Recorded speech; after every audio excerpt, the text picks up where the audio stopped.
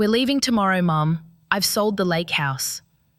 That was what my daughter said, standing in the doorway with her suitcase still zipped and her eyes colder than the water outside.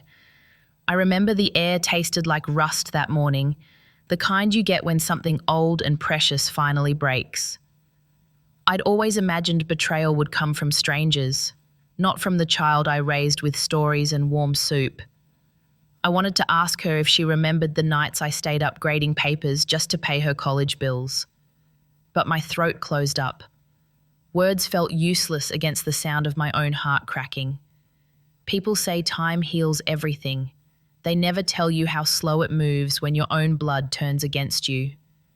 That day, I lost more than a house. I lost the one person I thought would never sell me out. She said it like she was reading a headline, not breaking her mother's heart. We're leaving tomorrow, Mum. I've sold the lake house. The air between us froze. For a second, I thought I'd misheard her. My hands were still damp from washing the breakfast dishes. The smell of coffee lingered in the air, warm and innocent, the way mornings should be. But her voice, sharp, final, cut right through it. I turned toward her, waiting for some hint of humor, some spark of the girl who used to giggle while brushing her hair in front of my mirror. But all I saw was the woman she'd become. Confident, cold, eyes fixed on her phone like the screen held her conscience. You did what? I finally asked. My voice sounded too calm. I sold it, she repeated, scrolling through her messages. It's done. We move out tomorrow. Evan handled everything. Evan. That name alone could chill a room. I gripped the edge of the counter. Without asking me? She sighed, as if I were being dramatic. Mum, you've said 100 times how hard it is to maintain this place. The leaks, the heating, the isolation. Come on, you're not 20 anymore. Her words stung, but what hurt more was how easily she said them, as if I were just another expense she had to cross off her list. Outside the window, the lake shimmered, quiet and indifferent. The same water that once held our laughter when she was little, back when we'd race paper boats and make wishes before dinner. Now it reflected the grey sky like a mirror that no longer cared who was looking. I thought we could talk about it, I whispered. There's nothing to talk about, the papers are signed.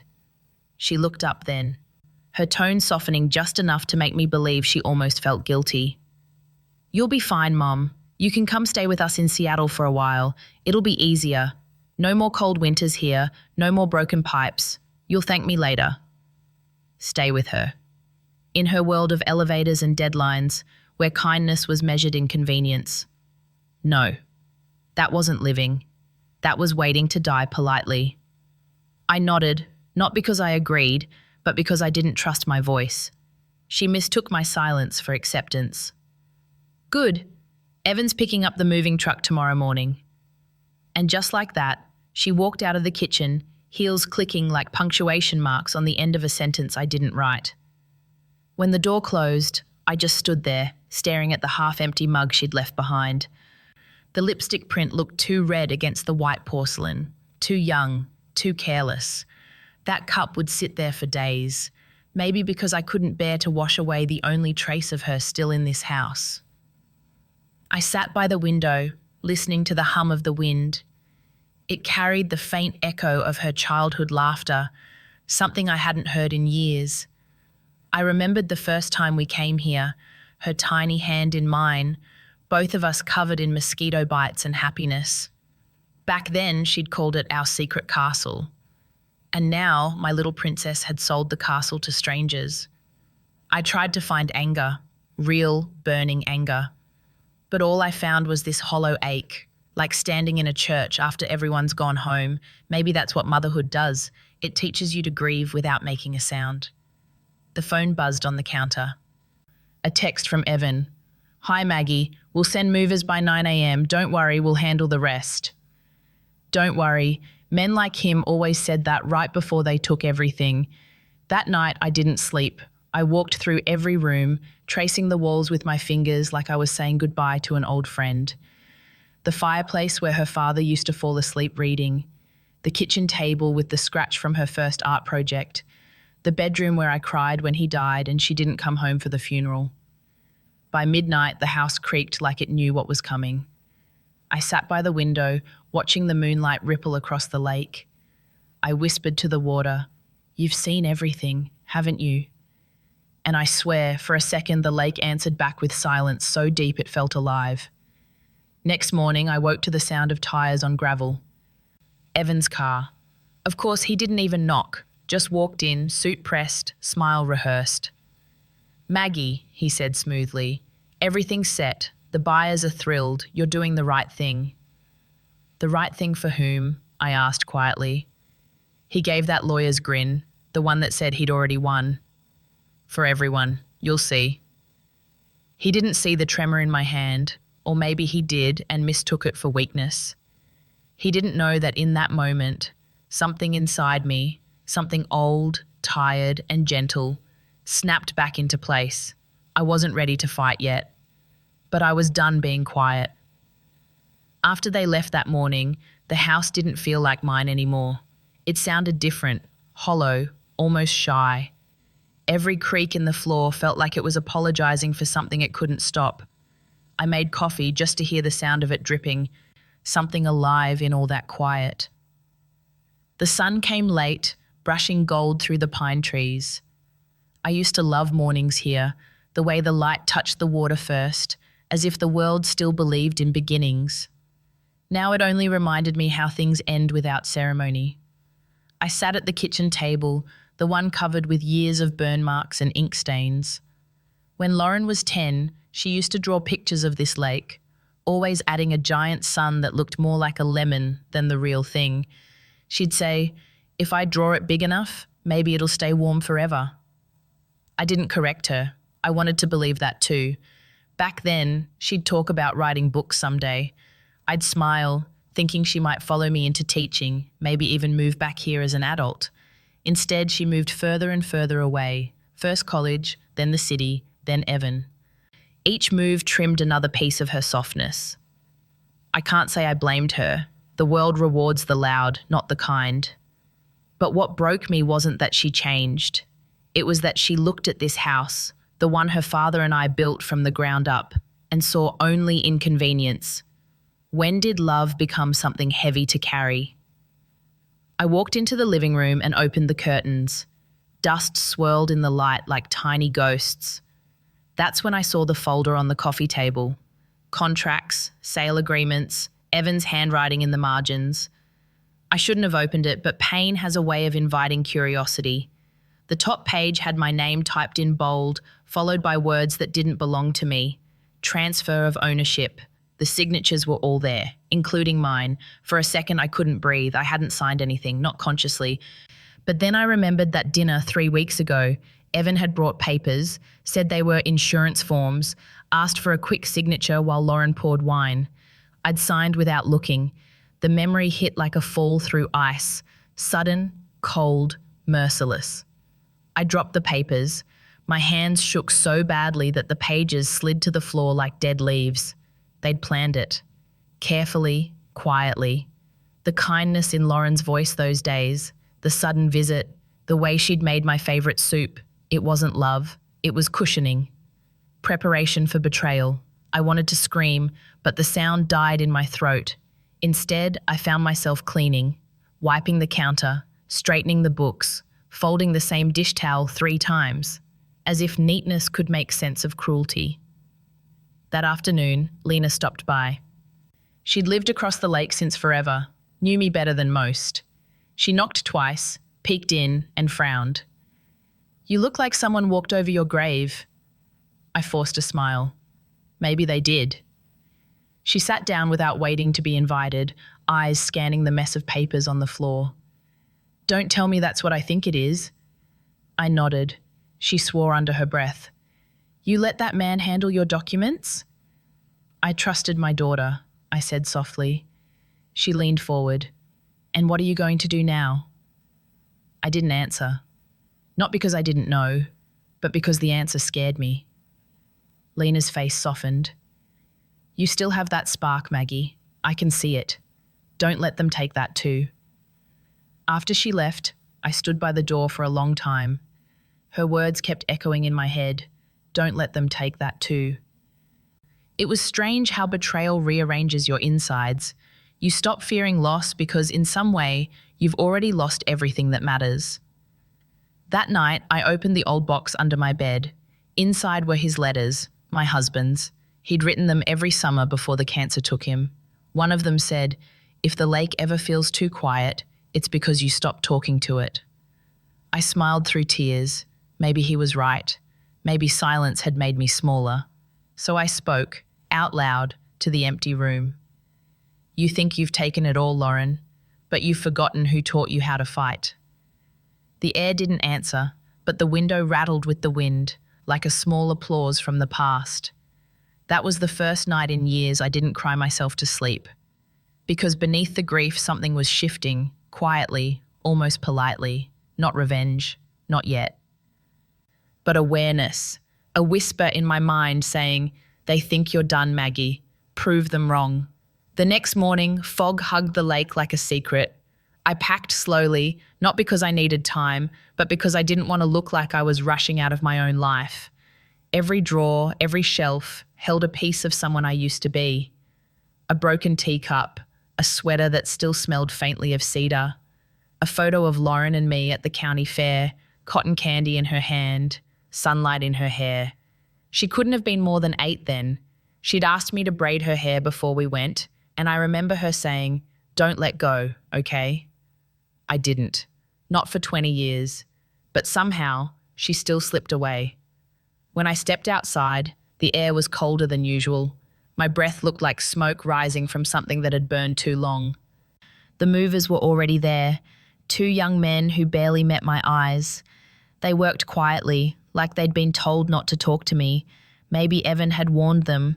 Maybe they just didn't know what to say to a woman watching strangers carry her life into boxes. I stood on the porch and watched one of them lift the old rocking chair, the one my husband built from oak. The legs creaked, the same way they did when he used to read by the fire. "Careful," I said, but my voice came out thinner than I meant. The boy nodded. "Yes, ma'am." Ma'am. That word hurt more than I expected. It sounded like distance dressed as respect. Inside, Lauren was moving through rooms like a realtor, checking corners, calling out instructions to the movers. Her tone was brisk, efficient, like she was erasing me with every command. "Don't scratch the floor. That goes to storage. No, that one's trash." Trash. It was the word she used for the quilt her grandmother had sewn, for the old lamp I'd fixed 3 times, for the letters her father wrote me when we were still young and foolish. I wanted to tell her that not everything that doesn't shine is worthless. But the words wouldn't come. Grief has its own kind of paralysis. When she walked past me, she paused. "You packed your things, right?" I nodded. "Good. Evan booked you a hotel near the city. You'll stay there until we figure out what's next." What's next? As if my life were a project she could reassign. "Lauren," I said quietly. She turned, impatient. "Thank you," I said. Her eyebrows lifted. "For what?" "For reminding me how temporary everything really is." She frowned, not understanding, and left the room. By afternoon, the truck doors slammed shut. The echo rolled across the water and disappeared into the trees. Evan shook my hand like a business partner. "You're making the right choice, Maggie. Fresh start, less stress." His smile was the kind you'd give a witness, not a person. I forced my own smile. "You think this house will make you rich?" He blinked, caught off guard. "It already has," I added, and walked away before he could answer. I drove into town, past the post office, the diner, the tiny library that still had my name engraved on a plaque inside. "For building this place from nothing." Funny how you can build something for everyone else and still end up with nowhere to belong. At a red light, I looked at my reflection in the mirror. The woman staring back wasn't broken. She was rearranged, different pieces, same bones. When I reached the hill overlooking the lake, I stopped the car. From there, I could see the cabin, small, half hidden by trees, already looking like it belonged to someone else. The sun was setting, and the windows glowed for a moment before fading into shadow. For years, that light had been my signal to come home. Now it was my cue to let go. I sat there until the cold crept through my coat. Then I whispered, "Goodbye, house. Keep her safe, even if she doesn't deserve it." I started the engine, but before I drove away, I pulled out my phone. I opened the message from Evan again. "Don't worry, we'll handle the rest." For the first time, I smiled, because I knew something he didn't. There were things in that house that couldn't be sold, at least not yet. That was the day I left my home, but not my story.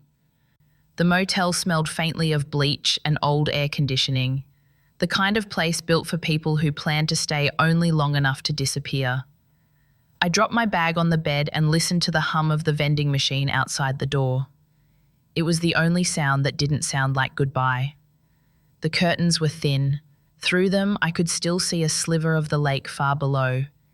It shimmered under the moonlight like a memory that refused to fade. I thought leaving would silence it.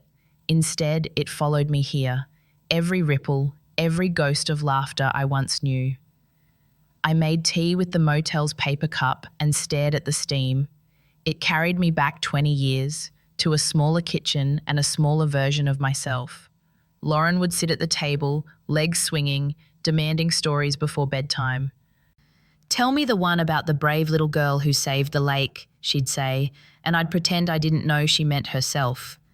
Back then, she believed I could fix anything. A scraped knee, a lost toy, a nightmare about storms. I'd patch them all with the same sentence, "You're safe now, sweetheart." I don't know when she stopped believing that. Maybe when the world taught her that safety costs money and love doesn't pay the bills. I still remember the day she met Evan. She'd brought him to the cabin for Thanksgiving. He was polite, perfectly pressed, too charming for his own good. When he shook my hand, his grip was firm, but his eyes were scanning the room, as if he were already cataloguing the place. Lauren looked at him like he was sunlight. I saw something else, a mirror polished just enough to hide the cracks. That night, while washing dishes, she said, "He understands me, Mom. He wants the same things." I asked, "And what do you want?" She smiled, a little too brightly, "To stop worrying about everything." That was the first time I realized she thought love was supposed to erase worry, not share it. The years after that blurred together, weddings, job promotions, holidays cut short. She'd call less often, visit less still. When she did come, she'd talk about deadlines and property values, things that made her eyes light up in ways stories used to. I'd listen, nod, and tell her how proud I was, because that's what mothers do. We applaud from the sidelines even when the music hurts our ears. At the motel, I opened my suitcase. Inside were only 3 things that mattered: my husband's letters, a leather notebook half filled with unfinished essays, and a small wooden box. The box held a key, old and rusted, to the cabin's attic. I'd forgotten it was still in my drawer. No, that's a lie. I'd kept it there on purpose. In that attic were boxes of manuscripts, drafts I'd written years ago, stories about the town, the people, the lake, most of them never published. But one had been, and maybe Evan didn't know that the rights still had my name on them. I didn't plan to use it, not yet. But the thought of something in that house still belonging entirely to me, that was enough to help me sleep. Before I turned off the light, I whispered to the empty room, "You can sell walls, Lauren, but not roots." Outside, a train passed in the distance, low and mournful, the sound stretching across the valley like a memory that refused to end. Morning came wrapped in grey light. The kind that doesn't bother to warm you, only reminds you that another day has started whether you're ready or not. I drove to town for breakfast, but the coffee tasted like metal and the eggs were too clean. I missed the smell of wood smoke and burnt toast, the kind of mistakes that made a house feel alive. The waitress asked if I was visiting. I almost said yes, but the words stuck in my throat. Visiting implies there's still a place to return to. On the drive back to the motel, I passed the old elementary school where I used to teach. The swings were gone, replaced by plastic slides in bright, unnatural colours. I slowed the car, watching the children run. For a moment, I saw Lauren among them. tiny, freckled, her pigtails bouncing as she called my name from across the playground. She'd been so proud the day she learned to read. I remember her carrying her first library card like a trophy, begging to stay until closing time. "Just one more story, Mum, please." She never wanted to leave back then. I used to think that meant I'd done something right. Now I wonder if it only meant she hadn't yet discovered what the world expects of women who dream too softly. When her father got sick, Lauren was 16. She pretended to be brave, but fear always found its way to her hands. They'd shake whenever he coughed. I tried to shield her, to make the illness sound temporary, like winter. But she wasn't fooled. She started spending more time at school, joining clubs, taking on projects, anything that kept her away from the house that was slowly shrinking around our grief. The night he died, the lake was frozen over. I'd gone to make tea. When I came back, his eyes were closed, his chest still. Lauren was sitting beside him, whispering something I couldn't hear. After the funeral, she didn't cry again, not once. Instead, she cleaned his closet, boxed his clothes, folded every shirt with precision. When I asked her to rest, she said, "If I stop, I'll fall apart." I didn't know how to tell her that falling apart is sometimes the only way to heal. Years later, she told me she barely remembered those months. I believed her. But trauma doesn't disappear, it just changes costumes. Hers came back as ambition, sharp and bright and endless. She worked herself into exhaustion, as if proving she could control every variable life might steal. And when Evan appeared, promising order, predictability, security, she clung to him like a lifeboat. I watched it happen in slow motion. The girl who once drew suns on the walls began calculating square footage and return on investment. She stopped asking for stories. She started giving advice. "You should sell the cabin, Mom. Use the money to travel." She said it so casually, like selling a memory was as easy as buying a ticket. Sometimes I wonder if she even remembers why we bought that house in the first place. It wasn't luxury, it was survival. After my husband's death, I needed somewhere quiet enough to breathe, and she needed space to be angry without witnesses. We built that place with secondhand lumber, with our own hands, and every nail we drove in was a promise to stay standing. That night at the motel, I lit the small candle I'd brought from home. The flame trembled, throwing shadows across the walls. I pulled one of his letters from the box. The paper had yellowed, the ink fading into the soft brown of time. His words read, "Don't let her grow up thinking silence is strength. Teach her to speak, even when her voice shakes." I had tried, God knows I tried, but somewhere along the way she mistook my quiet for weakness, and I let her. The candle burned low. I whispered to the letter, "I kept your promise, even when she didn't keep hers." Outside, rain began to fall, soft, steady, almost tender. It sounded like applause and forgiveness all at once. The rain didn't stop all night. It tapped against the motel window like someone knocking softly, unsure if they were welcome. I stayed awake listening, counting the seconds between each gust of wind. There's something about storms that makes you remember everything you tried to forget. At dawn, I decided to drive back to town. I told myself it was for breakfast, but really I wanted to see the cabin again, to make sure it still stood. The road curved through pine trees dripping with water, and for a moment I felt like I was moving backward in time. When I reached the turnoff, the gate was open. No one was there. The moving truck gone, the gravel driveway slick and quiet. The lake sat still, heavy under the mist. I parked, stepped out, and the cold hit me like an old truth. The house looked different without our things inside. Naked, smaller, but not dead. Houses don't die, they wait. I walked around to the back porch. The key I kept on my chain still fit the lock. Lauren hadn't changed it yet. I pushed the door open and stepped inside. The air smelled of dust and lemon cleaner. Someone had tried to erase us, but memory doesn't scrub that easily. I touched the wall beside the doorway where Lauren had once drawn a crooked heart in crayon. It was still faintly visible beneath the fresh paint. I traced it with my finger until my throat tightened. In the living room, I found another stack of papers left behind on the mantel: receipts, inspection forms, a brochure from a real estate firm, Silver Creek Realty. Evan's signature was at the bottom of one, but tucked between the pages was something else, a letter with my name on it. My handwriting, it was one of my drafts from years ago. The first story I'd ever written about this place. I remembered it instantly, the one the local paper had published under M. Rowan, the byline I'd used before marriage, the same one that had caught the attention of a small publishing house. I turned the page, and there it was, the letter from the editor, offering a modest advance and a contract. The name of the house, Silver Creek Press. For a moment I just stared, the same name as the real estate company Evan used. Coincidence maybe, but something in me didn't believe in coincidence anymore. I searched through the pile, heart thudding. More documents, all bearing that same name. A company that hadn't existed here until a few months ago. Evan had created a shell business, same branding, same initials, to move the sale under my nose. And somehow, Lauren had signed everything without realizing the trap she was in.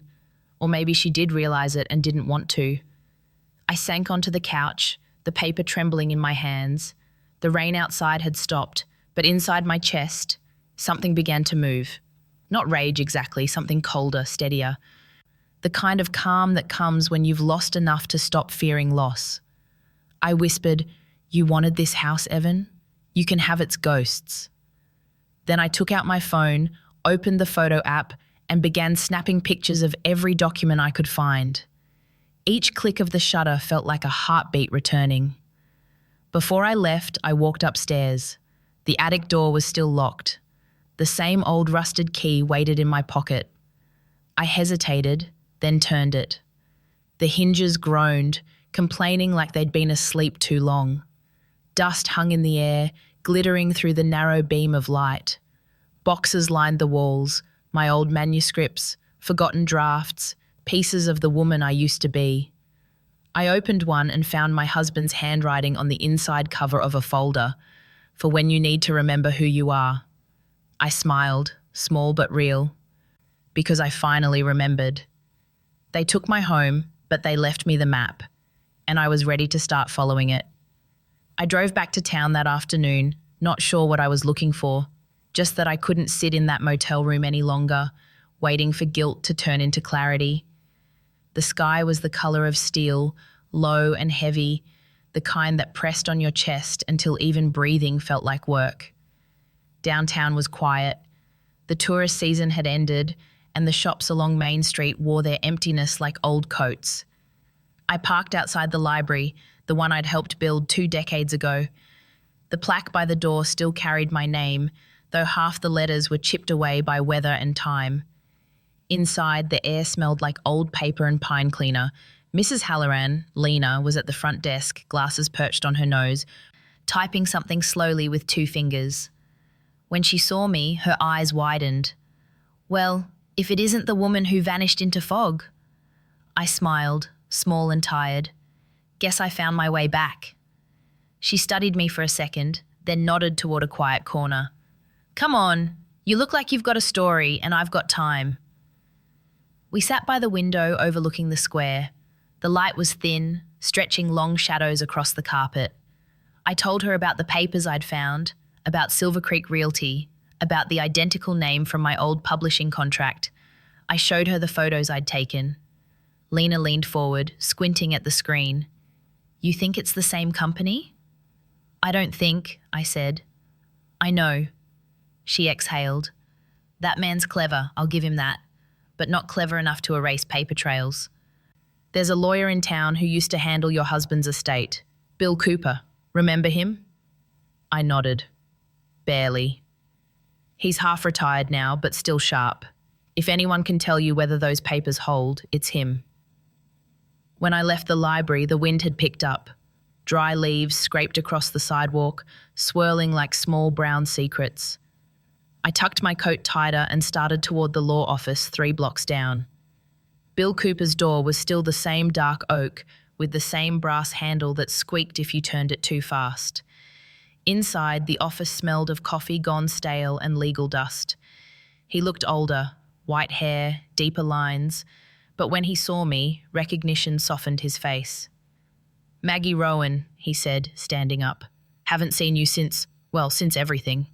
"I know. Sorry, it's under familiar circumstances." He motioned for me to sit. I handed him the photos. He flipped through them slowly, eyebrows narrowing. "Silver Creek Realty," he muttered. "Never heard of them until this year. But that signature," he pointed. "That's Evan Mercer, all right. Sloppy with his loops, overconfident with his name. Classic." I waited. He leaned back, tapping his pen. "If this is what I think it is, Maggie, he used a dummy corporation to move the title before filing the sale publicly. Illegal? Possibly. Immoral? Definitely. But it depends on what he filed with the county clerk." "Can we check?" He smiled. "We can try. And before you ask, yes, I'll help you. Your husband once helped me out when I was just starting this practice. Consider this repayment." Something loosened in my chest that I hadn't realized was clenched. Gratitude, or maybe the first breath of hope. On the way back to the motel, I stopped by the lakeside diner. The waitress remembered me this time. "Coffee, right?" she said. "Black," I replied, "and pie, if you've got the apple kind." She brought it over, steam rising, cinnamon cutting through the damp air. The window beside me fogged as I ate, and through the blur, I could see the water. The lake didn't look sad anymore, just patient. I thought of my husband's letter, for when you need to remember who you are. Maybe this was what he meant. Remembering didn't always mean looking back. Sometimes it meant refusing to look away. When I finished, I paid in cash. The waitress smiled. "Haven't seen you around lately." "Been cleaning up a mess," I said.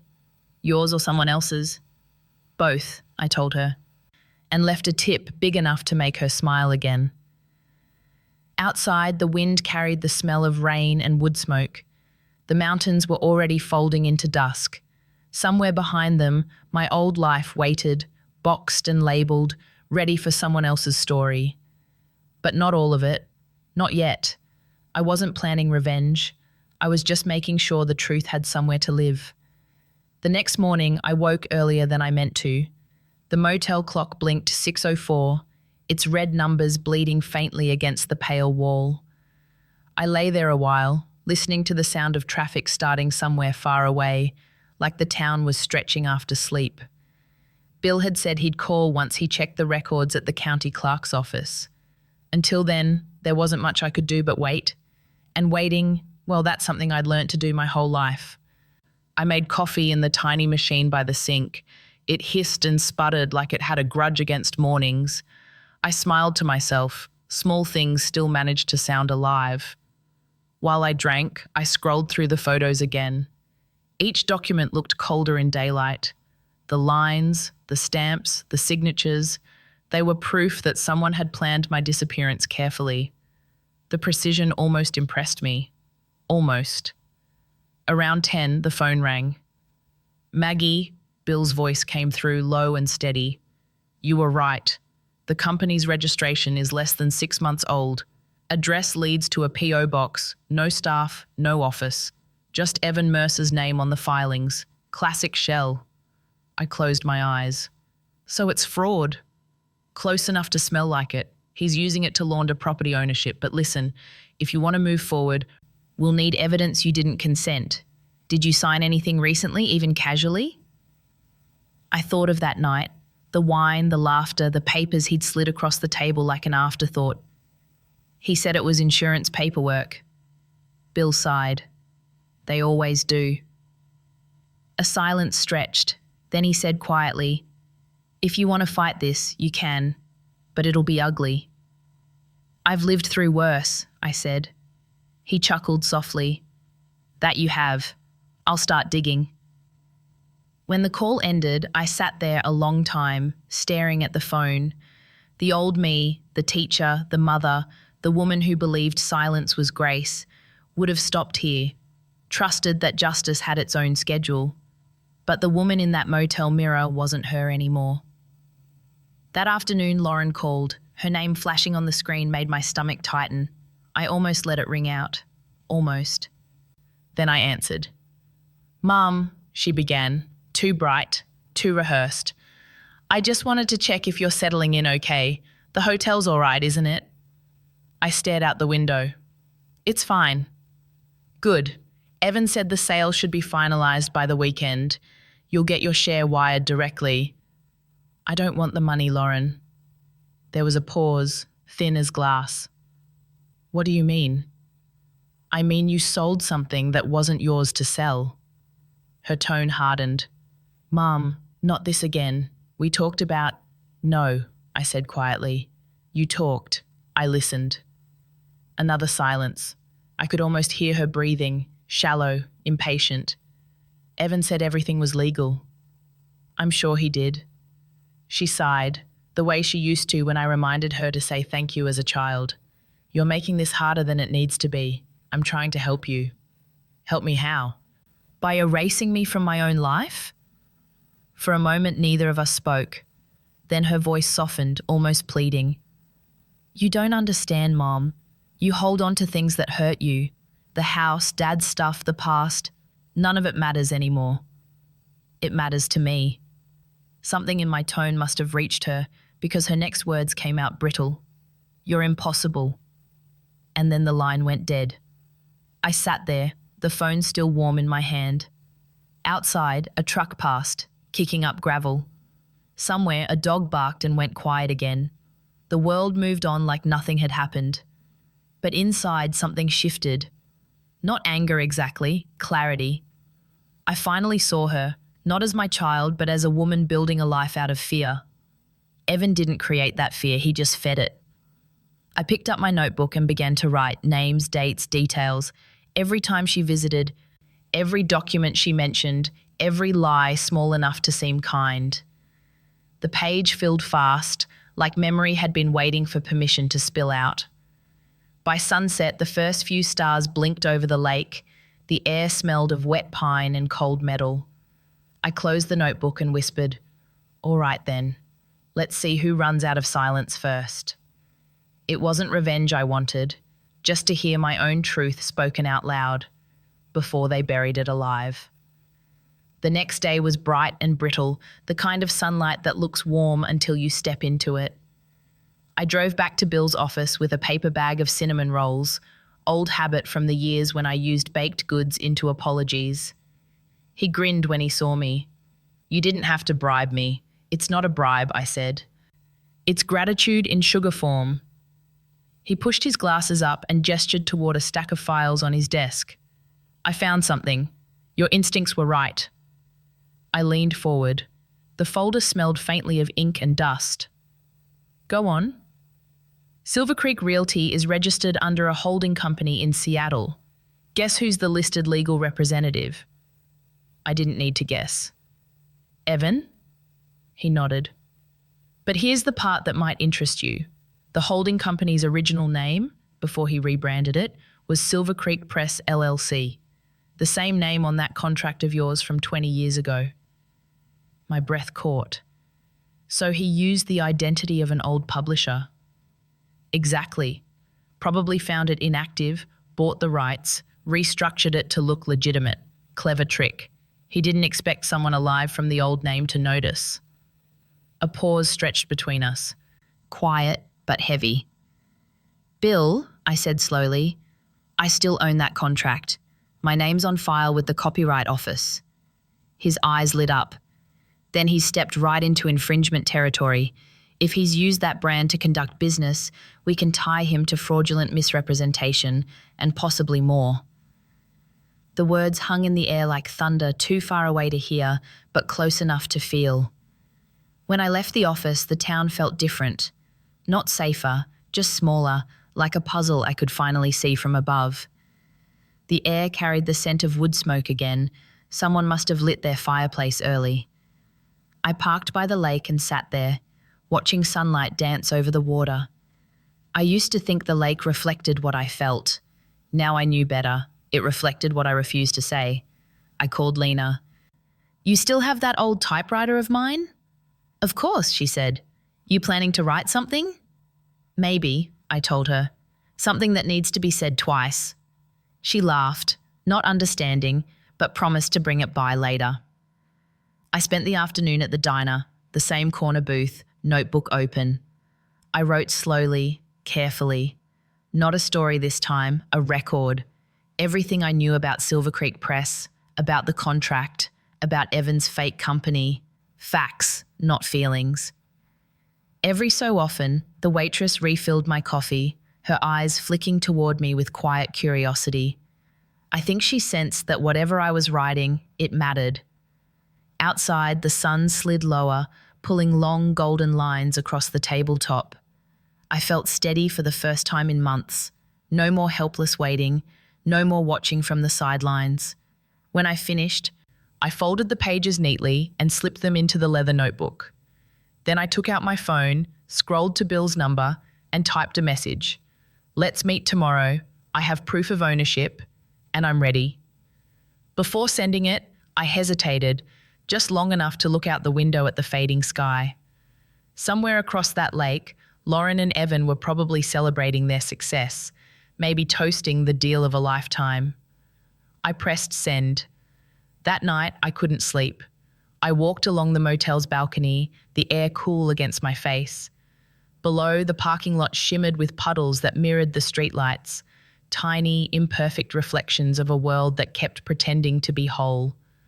I whispered to the dark, "You took my house, but you forgot the story that built it." And for the first time, I believed the words.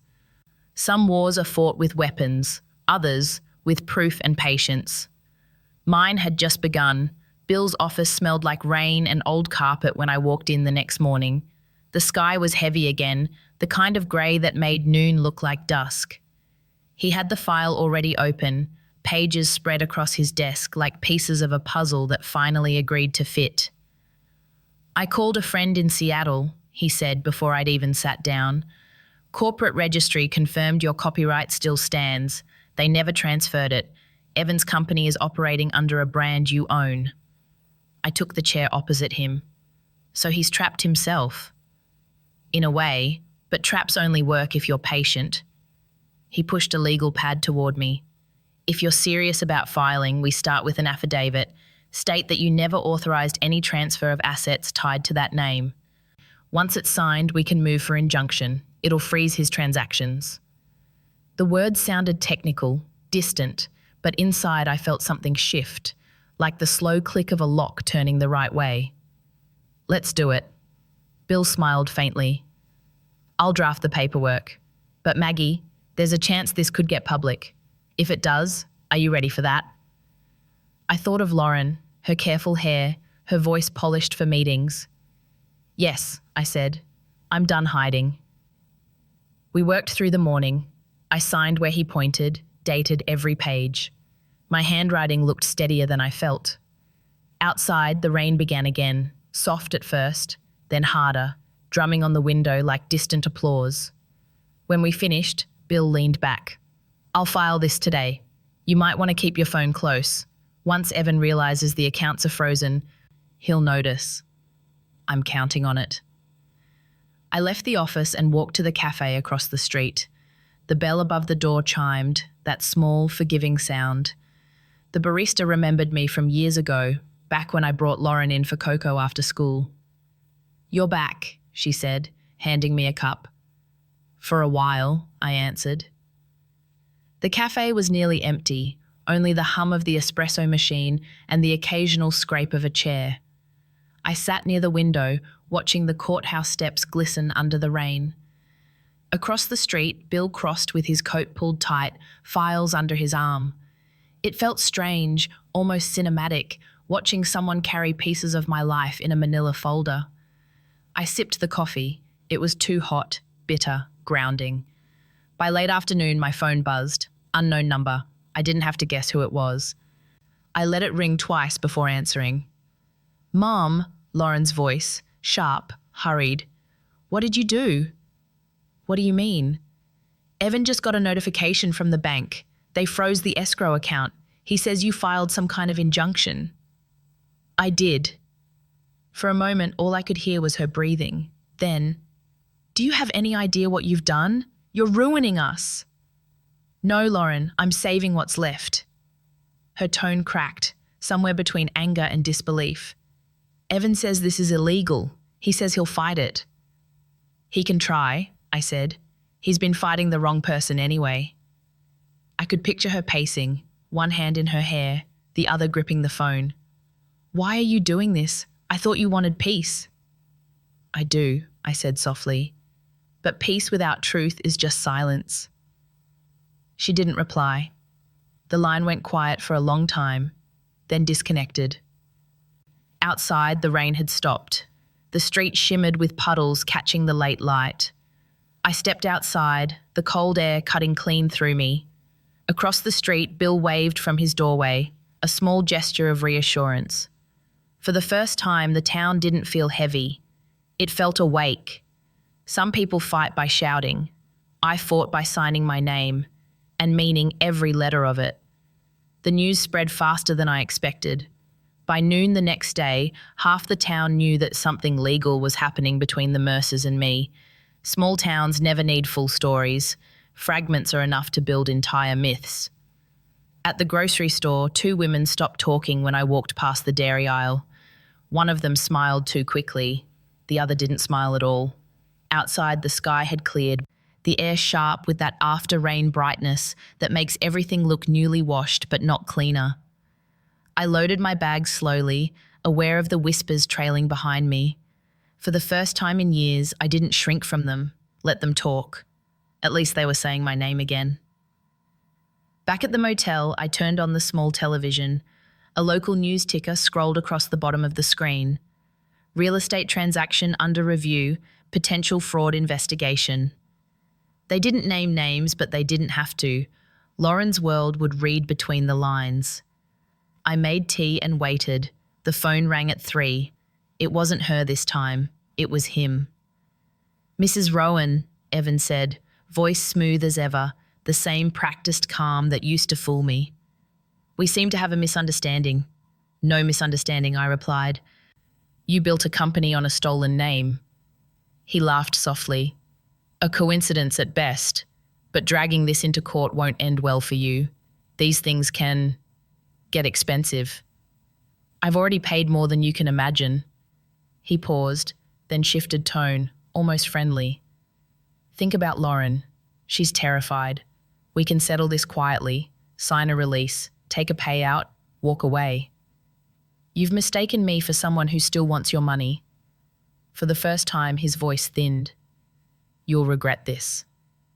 Maybe, I said, and hung up. The silence afterward felt holy. At dusk, Lena knocked on my door.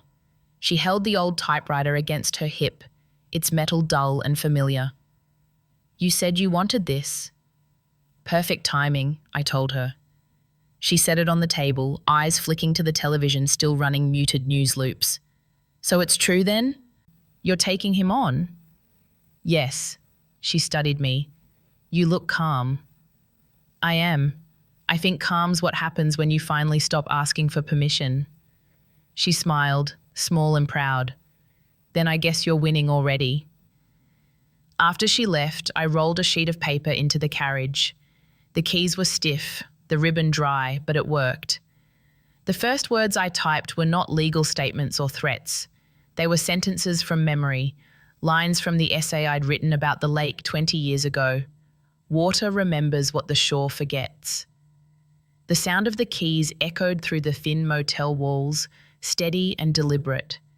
Every word felt like a nail driven back into the frame of something I'd once built and lost. When I stopped, I looked at the page. It wasn't perfect, but it was mine. Outside, night settled slow and blue. I stood by the window, watching headlights trail along the highway toward Seattle, toward them. Somewhere in those lights was the shape of what came next.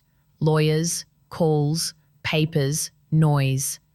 But beneath all of it, a current was turning in my favor. I whispered, let it reach them. They wanted silence. Instead, I gave them echo. 2 days later, the phone wouldn't stop buzzing. Reporters, numbers I didn't know, messages that began with no comment and ended with, call me back. I didn't. Instead, I walked down to the lake. The air smelled of mud and thawing pine. Thin ice still clung to the shaded edges, breaking apart in soft clicks that sounded like the world exhaling. I'd forgotten how peaceful noise could be when it wasn't made by people. Across the water, the old cabin glimmered through the trees. A for sale sign still leaned against the porch, tilted, half fallen. The company logo, Silver Creek Realty, had been peeled at the corners by wind and rain. It looked tired. I almost felt sorry for it. By afternoon, the story hit the regional news. Law firm under investigation for property fraud. They didn't show faces, but they didn't have to. In a town this small, names travel faster than proof. At the diner, someone had already printed the headline and taped it to the counter. The waitress raised her eyebrows when she saw me. "You had something to do with this?" "I had everything to do with it," I said, and sipped my coffee. A man at the next booth muttered, "About time someone stood up to those city sharks." The room hummed with quiet approval, the kind that doesn't need applause. I didn't smile, but inside something unclenched, like a knot beginning to learn how to breathe again. That evening, Bill called. "They're scrambling," he said. "Evan's firm released a statement blaming a clerical misunderstanding. Typical." "And Lauren?"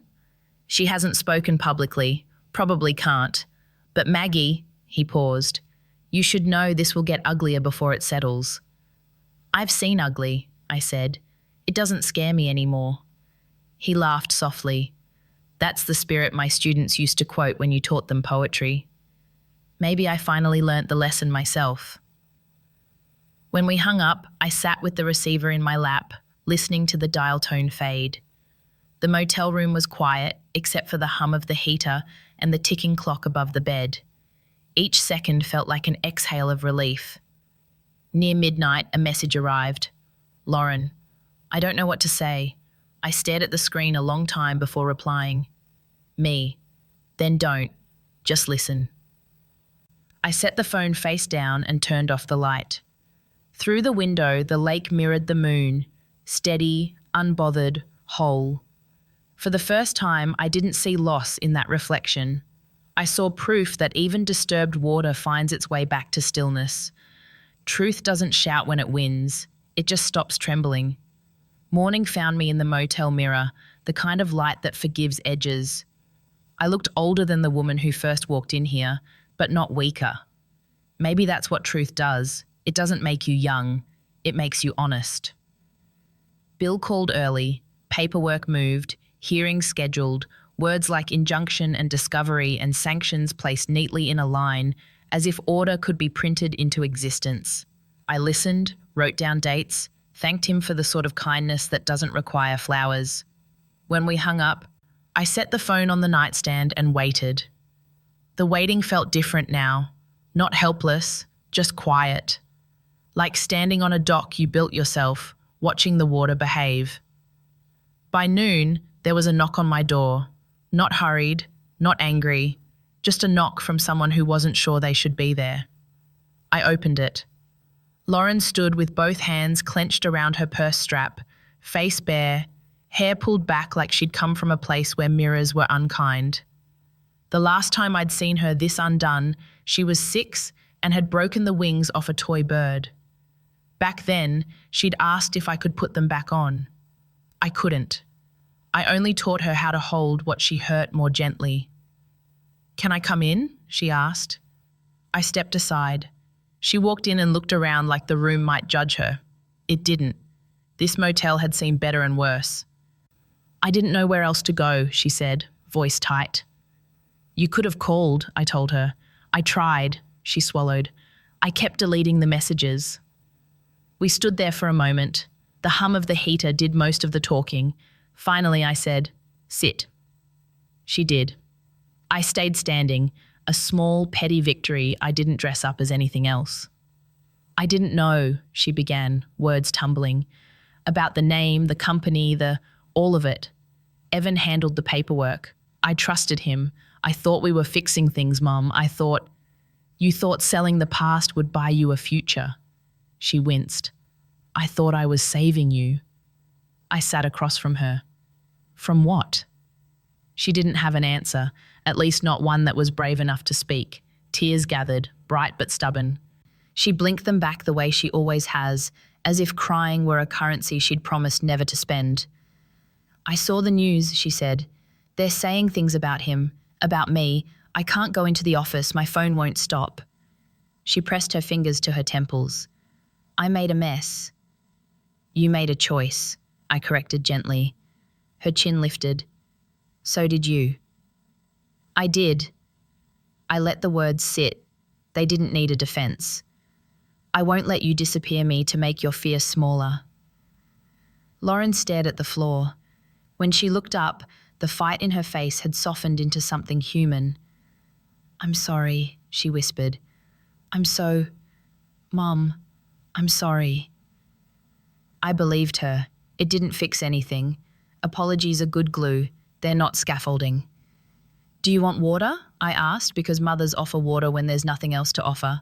She nodded. I poured some from the plastic pitcher and handed it over. Her hands shook. She drank like someone who'd forgotten how. Evan says he can settle, she said after a minute. He says if you sign a release, we can make this stop. I shook my head. Stopping isn't the goal. Then what is? Ending, I said. There's a difference. She looked at me like I'd spoken in a language she used to know. Are you going to destroy him? No. I surprised myself with how quickly it came. I'm going to finish the part that belongs to me. What happens to him after that is gravity. She let out a sound that wasn't quite a laugh. You always talk like that. Like what? Like you expect the world to obey metaphors. Not obey, I said. Remember. I folded my hands. This house, our house, it remembers us whether we sell it or not. You tried to turn memory into money, and the math came out wrong. She covered her face for a second. When she dropped her hands, she looked small the way grown people do when they finally stop pretending. I thought if I acted decisive, I wouldn't be scared anymore. And are you? Yes, she said. Of you. I blinked. Of me? You're not yelling. She laughed once, brittle. You're not slamming doors. You're just... Sure. It's terrifying. I wanted to touch her then. I didn't. Love is a power tool. You don't pick it up when your hands are shaking. Come with me, I said. Her eyes flicked up. Where? For a walk? We crossed the parking lot and took the dirt path that sloped down toward the lake. March light lay thin on the water. The shoreline was a ribbon of thawing mud, pine needles, a bottle cap blinking green and thoughtless in the grass. We walked without speaking, the wind pushing stray hair across her face the way it did when she was 8. I almost tucked it behind her ear. I didn't. At the bend, the cabin came into view, our cabin, still wearing the exhaustion of strangers. The sign on the porch had fallen flat. I picked it up and leaned it against the rail. Small mercy, nothing more. Lauren stared at the windows. I didn't mean to hurt you, she said softly. I know. I kept telling myself you'd thank me later. I won't, I said. But I won't curse you either. She turned to me. What do you want me to do? Tell the truth, I said. To yourself first, then to whoever asks. She nodded, slow. And if I do? Then we'll see what's left to build. We stood there long enough for the cold to find the soft places. A duck cut a quick V through the water and kept going. The world had the decency not to offer a metaphor right then. Back at the motel, I poured her more water. She drank. I handed her a tissue. She took it. Ordinary kindness, a language we both still spoke. I don't know where to go, she said finally. You have a key to my room, I said, and placed it in her palm. That's not forgiveness. It's a door you can use without lying. She held it like it might burn her. I don't deserve... Probably not, I said, and let the smile soften the edge. Neither do I. That's why they call it grace, not wages. She laughed then, the sound new and old at once. You're impossible. I know, I stood. I have to meet Bill, stay, sleep. Eat something that isn't shame. She nodded, a child again for the length of one breath. Okay. I left her there with the heater humming, the blinds half open, the day trying to be brighter than it had to be. Bill's office felt warmer than yesterday. Maybe it was just me. He had a copy of a statement on the desk, a clean paragraph that said what needed saying and ignored everything that didn't. It named dates, filings, ownership. It didn't mention heartbreak. Courts don't read that language. You can release this if the press keeps circling, he said, or we can let the filings speak. Paper over noise, I said. Let the filings speak. He nodded. Then there's one more decision. Restitution. If we win, and we will, you'll be owed damages. Significant ones. Money again. The same old song in a different key. I want the house back, I said, and the name he stole returned to the shelf it came from. After that, I paused, surprised by the steadiness in my own voice. The rest goes to the library and the school. Call it a scholarship. Kids who read should have help learning to stay brave. Bill's mouth twitched. You sure? I'm tired of building things that only I can live in. Understood. He capped his pen like he'd just signed the weather into being. We'll structure it that way. On my way out, I passed the courthouse steps. Pigeons hopped like impatient old men. A boy in a red jacket skidded his bike, laughing into the wind. The world didn't need to know who was right to keep turning. It just turned. When I reached the hill above the lake, I stopped the car and rolled down the window. The air smelled like Thor and pine pitch and the inside of lumber yards, the start of making. The cabin's windows caught a scrap of sun and threw it back at me, quick and clean. It felt like a nod.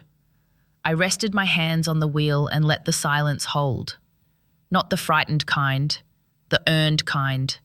The kind you give yourself when you finally stop proving you're worthy of being heard. My phone vibrated once, a text. Lauren, I told them, all of it. I'll come by later if that's okay. I typed slowly. Me, okay, we'll talk. Then we'll decide what we can carry and what we should leave on the shore. I put the phone face down. The lake was a sheet of light. I was not looking for victory. I was measuring what a life weighs after you set the heavy parts down. Evening folded itself around the town like an old blanket, thin, worn, still warm in places. Lauren kept her word. I heard the knock just after 7, 3 soft raps, a pause, one more. The way she used to knock on my classroom door when she forgot her lunch in middle school. I opened it. She held 2 paper cups of coffee. Truce? She asked. For tonight, I said. We sat on opposite beds, steam fogging the space between us. The motel light hummed. Outside, tires hissed on wet pavement. The day's last commuters dragging themselves home to people who hadn't betrayed them. I told the investigators everything, she said finally. They wanted copies of the emails, the signatures. I gave them my phone. That couldn't have been easy. It wasn't noble either, she said. More like necessary. She looked small in the yellow light. They asked if you'd known about the sale, if I forged your name. I said no, not exactly. That I handed you the papers, told you they were insurance forms, that you signed because you trusted me. I nodded once. That's the truth. I hate how easy it was, she whispered. Silence stretched. The heater clicked, the rhythm steady as a metronome. When she spoke again, her voice was lower. He's gone. Evan. Took his car, half the accounts, his suits, left a note that said he'd handle this elsewhere. Some men call running courage, I said. He won't find much shelter in that word. She gave a sound between a laugh and a sob. I don't even know if I'm angry or relieved. Both fits, I told her. We talked until the coffee went cold. Small things at first, the job she might lose, the apartment she didn't want to keep, the dog she never got. Then heavier things, the way fear becomes habit. How pretending strong eats you slower than weakness, but just as sure. Were you ever scared of me? She asked suddenly. No, I said, just of losing you. Her eyes filled again. You almost did.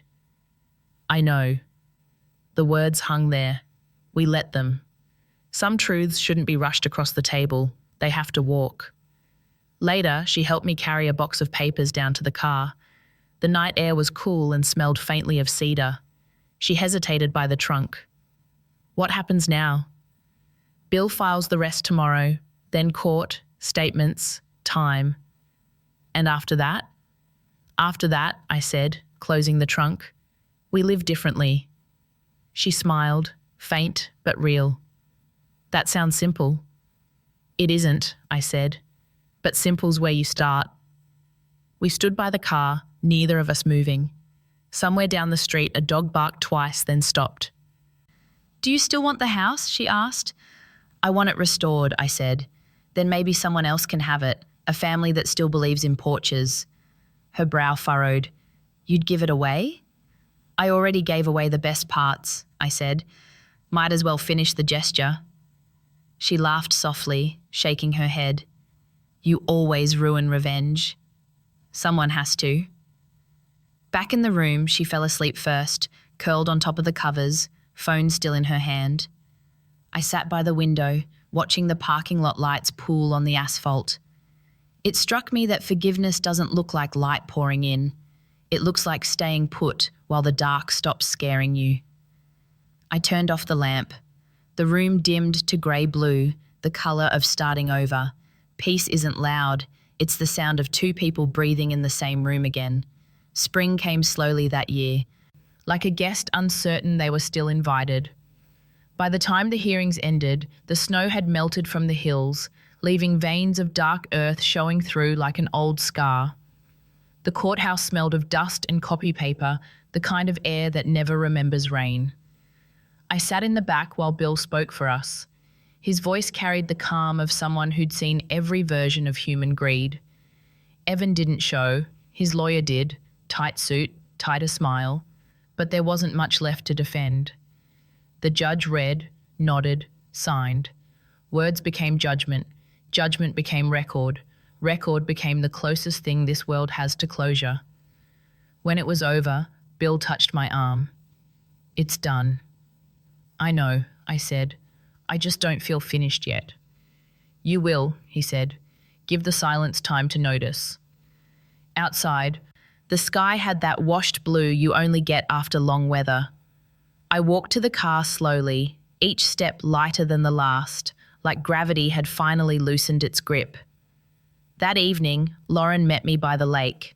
No makeup, no armor, just the woman she'd been before the city taught her how to sharpen herself. We didn't talk about the case. There wasn't anything left to say that the papers hadn't already confessed for us. The house stood quiet behind us, boards replaced, roof repaired. It looked almost the same, yet not at all. Some places change when they forgive you. I signed over the deed, I told her. Half to the county library, half to the scholarship fund. She nodded, eyes on the water. They'll remember you for that. I don't need remembering, just continuity. She smiled faintly. You and your words.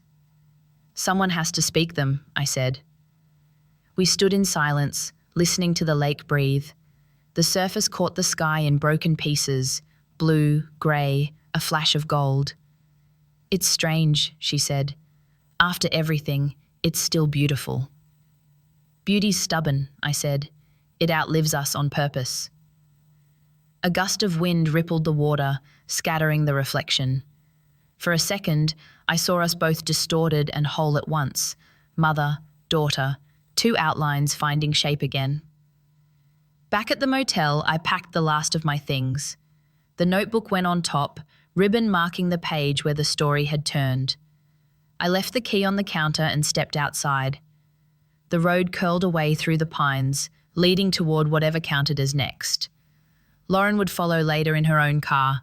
She'd said she wanted to drive alone for a while, to think without defending. I told her that was the right kind of solitude. When I reached the ridge above the water, I pulled over. The lake lay below, a single sheet of light. The cabin was barely visible, just a small outline folded into the trees. From this distance, it looked peaceful, like a wound that had finally stopped asking for attention. I rolled down the window. The air smelled of pine sap and wet soil. For a moment, I let it fill me, slow and deep, the kind of breath that feels like both ending and beginning. I whispered, "We're even now," though I wasn't sure to whom. Maybe to her, maybe to myself, maybe to the silence that had waited so patiently for me to finish. Then I started the engine and drove on. Some stories don't end, they level out, the way water does when it finally stops remembering the storm.